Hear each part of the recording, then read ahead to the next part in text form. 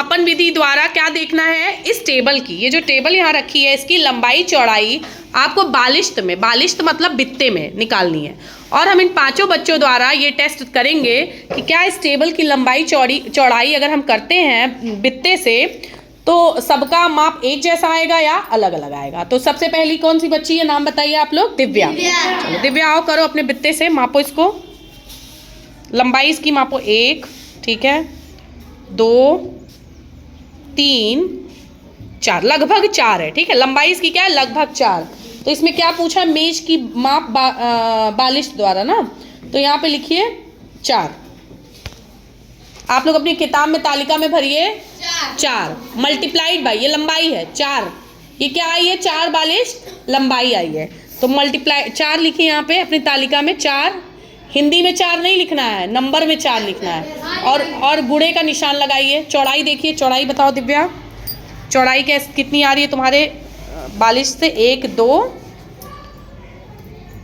हाँ 2.5 आ रही है। तो 4 गुणे 2 सही 1/2 लिखिए। 4 गुणे, तालिका में आप कितना डालेंगे, 4 गुणे 2 सही 1/, मतलब लंबाई इसने 4 बालिश इसकी आई है दिव्या की, और चौड़ाई कितनी आई है, 2 सही 1/2। चलिए अब दिव्या जाओ, हाँ 2 से 1/, दिव्या जाओ। चलो अब दूसरा कौन बच्चा है, रेशमा। चलिए रेशमा अब नाप के दिखाइए आपके बित्ते से, 1, 2, 3, 4 और आधा आया, ठीक है, आधा भी नहीं आया, थोड़ा आया, हम इसको। रेशमा का कितना आया है, लंबाई 4 सही 1/2। इसकी क्यों ऐसा आया, क्योंकि इसका जो बित्ता था छोटा था, है ना। चौड़ाई देखिए, 1, 2, 3, लगभग 3, गुणा कर दीजिए, लगभग कितना आया है, 3। तो 4 से 1/2 गुणे 3, ठीक है, जाओ रेशमा जाओ।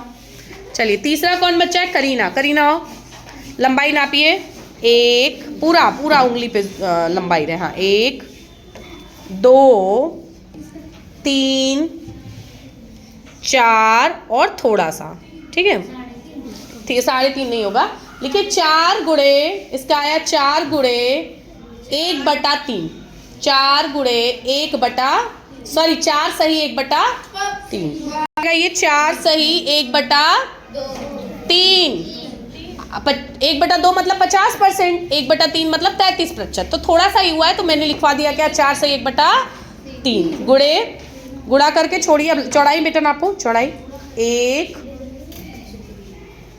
2, 3, चलिए मतलब कितना हो जाएगा, 4 से 1/3 गुणे 3, इसके लिए अलग आ गया रीडिंग, आई कि नहीं आई, गुणे 3 करो, उसमें चौड़ाई कितनी आ जाएगी, तालिका भरिए, 4 से 1/3 गुणे 3, मतलब चौड़ाई कितनी आ गई, 3 बालिश। चलिए करीना जाइए। अब कौन है, अंशिका। अंशिका लंबाई नापो अपने हाथ से, 1, 2, 3, 4, लगभग 4। चलिए 4, लंबाई कितनी है, 4 बालिश, गुणे चौड़ाई बेटा करो, 1, 2, 2.5। इसका हाथ देखिए बड़ा, इसलिए इसका बालिश चौड़ाई में कितना है, 2.5, तो 2 सही 1/2, 2 सही 1/2, वेरी गुड।